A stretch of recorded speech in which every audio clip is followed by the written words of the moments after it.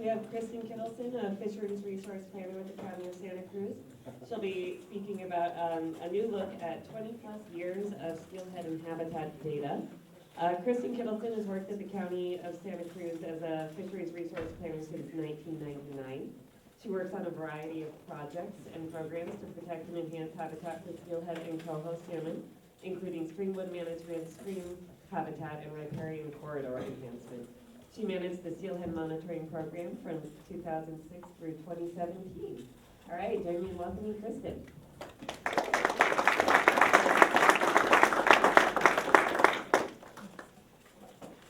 All right, thanks. Thanks so much. I'm really happy to be here to share with you some new analysis that we've done on a long data set. So I should say next slide. Right here. Okay. Okay, so I'm going to be talking about the juvenile steelhead and stream habitat, and that's where the JSSH comes from, monitoring program. And this is a voluntary partnership to coordinate fish and habitat monitoring in San Lorenzo, Soquel, Aptos, and Pajaro watersheds. And it's funded and managed by 7 local agencies, and right now the city of Santa Cruz is the lead on that. And it includes the water agencies that are within the San Lorenzo watershed. The program is really critical part of the program, of course, is the fishery consultant. And we have Don Alley here today from DW Alley and Associates. And he's been working in the San Lorenzo watershed since 1991.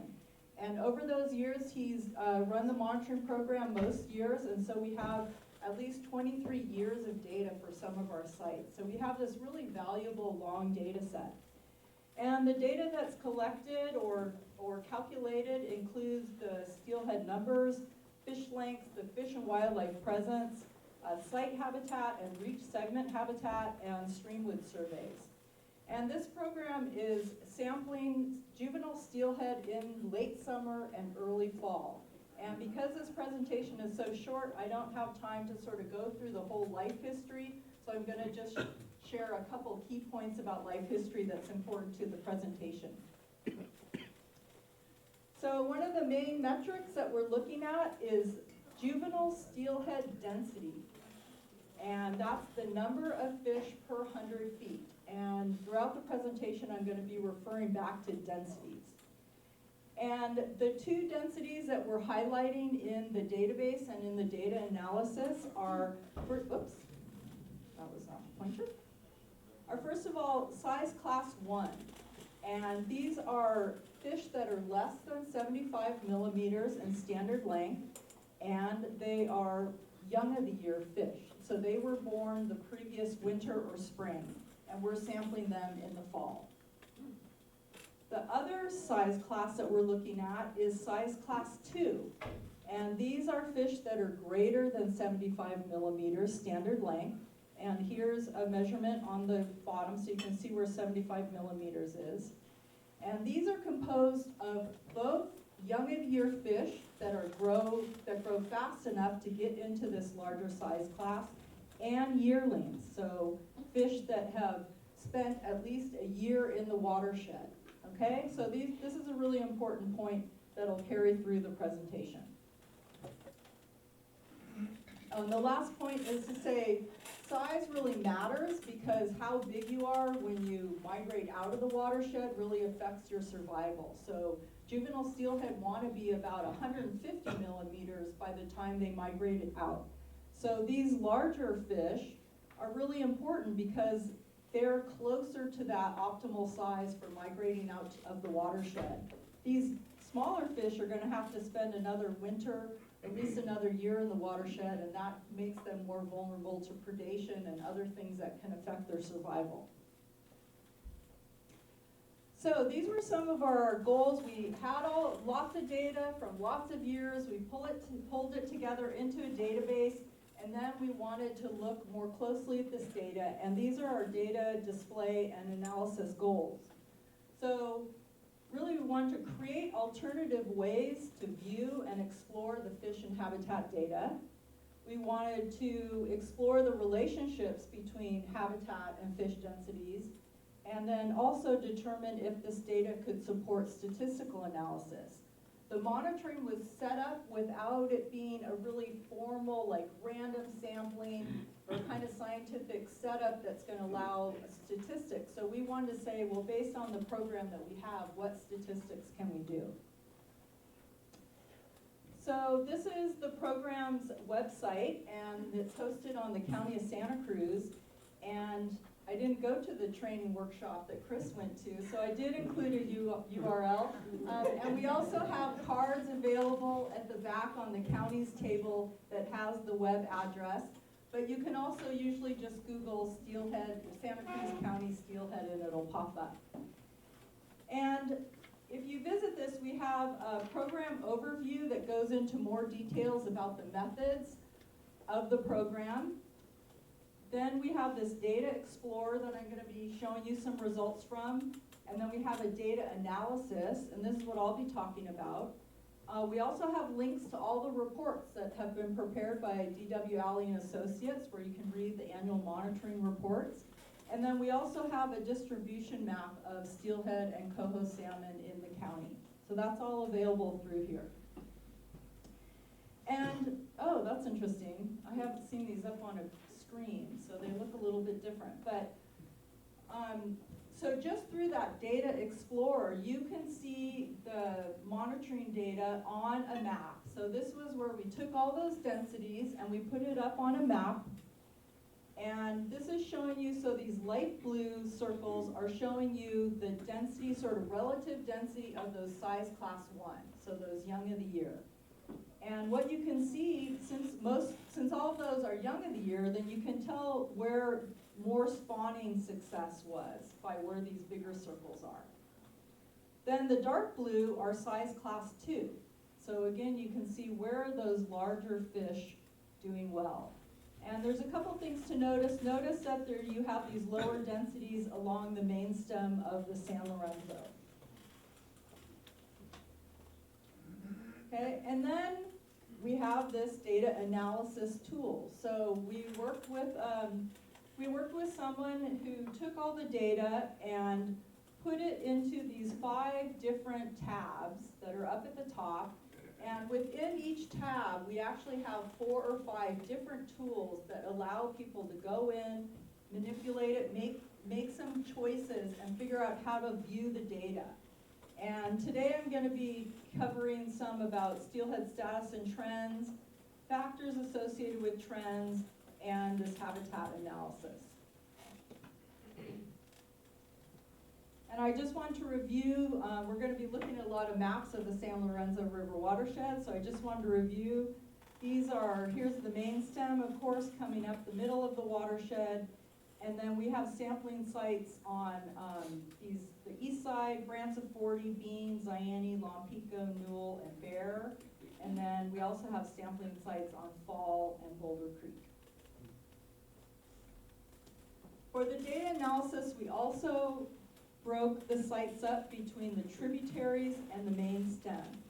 So for the tributaries are smaller and cooler, and there's more spawning habitat in the tributaries, and so that's going to affect how many of those young fish grow into the size class 2. On the main stem, we have a different situation where it's warmer and there's more flow, and so more of those young of the year are going to grow into that larger size class. But at the same time, we also have these really big habitat units. We have these big long pools, and the fish are mostly using the head of the pool, and so they're not uniformly distributed throughout these big long pools. And so you tend to get lower densities just because of the type of habitat you have in the main stem. So we thought it was important to break up these 2 different types of habitat. Okay, so we had all the data, and what we were really interested in is trying to look at and explore some of these questions. So the first question is, what are the status and trends of juvenile steelhead densities in the San Lorenzo River watershed? And we're going to start this is the furthest out, this is the big view. This is looking at average density across all 4 watersheds in the monitoring program. And what I want you to note is that this is, average density across all the sites, all the years, and densities in the San Lorenzo tributaries is the highest of all the 4 watersheds. And then both the San Lorenzo tributaries and the San Lorenzo main stem have just slightly higher densities than the other 4 watersheds. And I think this is important because the San Lorenzo watershed is going to play a really important role in the recovery of steelhead and coho salmon. It's considered an independent watershed in the federal recovery plan. And so it's nice to see that there's this potential here. Okay, this is a box plot of the main stem San Lorenzo, and what you're seeing is you have the size class 1 in this darker red, and size class 2 in this green. And these plots are showing the distribution of all the different densities from the different sites, with the average as this little bar. And I'm just going to point out a couple of big patterns that are really important. One you can see is we've had these higher densities in 1981 and in the late 1990s that we haven't seen in the years since. The second thing is you do see this decline. I want to point out here's where the most recent drought is, and that's where we really saw these really low numbers, especially in 2014 and 2015. But then, hey, we have seen recovery, and this is really important. Steelhead have really high reproductive rates, and so if you have good habitat conditions, they can bounce back.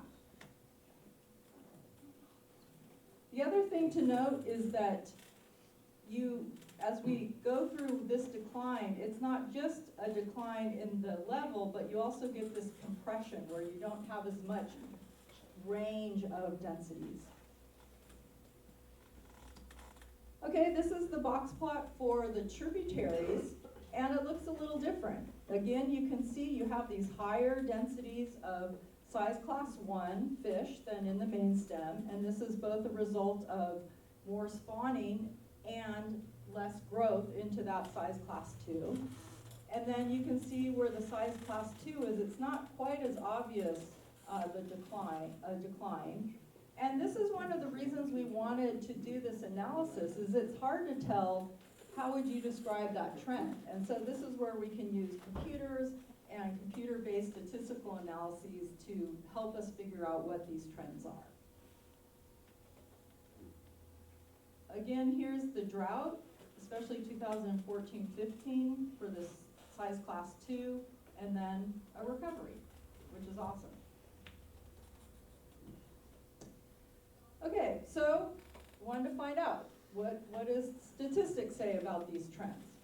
This graph is showing you, this is the average of all the site densities for the main stem, and this is showing you if this year the average density was higher than the average or lower than the average, and these bars are showing you kind of both the direction and sort of the magnitude. So this is showing all the years of the data and showing the trend. And this decline is moderately significant. For San Lorenzo tributaries, you have a decline, but you can see it kind of bounces around a little bit more, and this is considered slightly significant. So there's kind of degrees of significance. These are the trends for size class 2, and wow, you don't have to be much of a statistician to see the trend on this one. And this is significant. And then here are the tributaries, size class 2, and that's moderately significant. So what's really important here is that this monitoring program was set up to cover a really good geographic range. We have sites in all the tributaries and along the main stem, and this shows that even though it wasn't set up as a sort of a statistical monitoring program, we can do statistics on it, and we can look and see how significant these trends are. Okay, and then this one just shows you, again, we were looking at showing different ways of presenting the data. And so this is the same data, but it's shown on top of the map. And these circles are showing you what is the direction of the trend and the magnitude of the trend. And so you can see again, you have a declining trend for most of these sites. And you can kind of see, you know, maybe you could learn something. Oh, that's interesting, that upper site in Boulder Creek, the decline wasn't as significant. Is there something about that site that affects that? Some of these green dots are actually sites where we have a shorter period of record. So you do have to bring a knowledge of the monitoring program to interpreting these results. These are probably sites that haven't been sampled as recently, and so there's a shorter period of record, and so it looks like it's increasing. But you have to, like I said, you have to kind of look at it a little bit more. Okay, another question was, what fish and wildlife were observed at the sampling sites? So while Don and his crew are out there sampling steelhead, then they're also noting what other fish and wildlife species they see or collect through the sampling. And this was information that we were getting. We had it in the database, but we hadn't been able to really show it. And so I'm excited about this part of it. And I just took two examples. One is coho salmon. So coho salmon are critically endangered in the San Lorenzo watershed. And so this tool, so this is one of the tools in the data analysis, lets you pick a species, coho, and say, well, what's my time range? I want to see everything, any time that coho were observed. And then it shows a map with all the sampling sites. And if it's a clear, then it says, well, coho were never observed at that site. And then if you have a red dot, then it's saying, okay, it was rare. It's rare at that sampling site. So what's great about this tool is you can see over time, you know, where were coho observed in the San Lorenzo watershed. This is Fall Creek, Bean Creek, and Main Stem San Lorenzo. And then this is just to show you what it looks like for a more common species. This is, look at that cute face, right? Sacramento sucker. And this is what it looks like for a more common species, where you have the dark green is common, and you can see where it was either rare, less common, or common at these sampling sites over the years. And while this data is not, you know, a formal distribution of these species in the watershed, because our sampling program covers such a good geographic range, it's a pretty good, it gives you a lot of information about the distribution. And I debated including an amphibian in my slide presentation, and I'm sorry I didn't, because I could have showed you the distribution of Pacific giant salamander based on our sampling sites. So maybe you'll be inspired to go online and look it up yourself. Okay, and then another question is, what are the relationships between juvenile densities and stream habitat? You know, we don't manage for fish. We're looking at the population of steelhead, and as agencies, we can influence stream habitat for them. And so if we have more information about how juvenile densities, what their relationships is with stream habitat, then we can make some decisions about conservation actions. Okay, so I think this is one of the more powerful demonstrations of how visually seeing the data can really tell a story. These are the 2014 juvenile densities, and it's probably even hard to see these from the back of the room. These are these teeny tiny dots showing you the size class 2, remember it's dark blue, light blue is size class 1. So that's 2014, that's in the middle of the drought. 2017. Really makes a difference. Dry season stream flow is one of the most critical limiting factors. This is, again, showing you, you can choose, I want to look at size class 2. I decided, well, let's just look from the drought going forward, 2014 to 2018. What was the trend then? And it's really encouraging to see all these green dots saying, yeah, densities increased from the drought through that period, and you can kind of see, well, where did they bounce back the most? This I'll just cover really briefly. We put a lot of time and energy into developing this flow variable to consistently look at flow versus densities at our sampling sites. And this is the plot. We actually had some pretty good relationships in the Soquel watershed, but here you can see a little bit of a relationship, but you can see how much variation there is in the densities, and it's really not significant at all. So that was a little disappointing. Lastly, I just wanted to check, these are some of the other things that I found through looking at different habitat, and I didn't want to bore everyone with lots of graphs. So there is a positive relationship to escape cover, which are places where fish can hide, for size class 2 in the main stem and size class 1 in the tributaries. And of course, this isn't saying that escape cover isn't important in those other places, but this is where we found some more significant relationships. In the tributaries, there was relationships between size class 2 and physical habitat size, such as average and maximum pool and riffle depth. And this makes sense because, of course, if you have a bigger habitat, there's room for more fish. But we're also hoping this could maybe sort of help us describe to the public why we need to do projects like the Upper Miami Streamwood project that Lisa's going to talk about next. And then the relationships with percent fines and embeddedness were not conclusive, and I'll need to do more work on that. And then lastly, how can information about steelhead densities and stream habitat conditions inform conservation and restoration efforts? And just to summarize, I think in general it really supports the conservation actions that are being done. We know that protect and enhance dry season stream flow is really important. We can see that in the data. We're really working on protecting and increasing habitat complexity, which we saw through those relationships with escape cover and physical habitat size, and then reducing fine sediments. The RCD and the county continue to do a lot of road improvement projects where a lot of those fine sediments come from. And thank you very much, and just want to acknowledge the folks who worked on the data analysis. Thank you.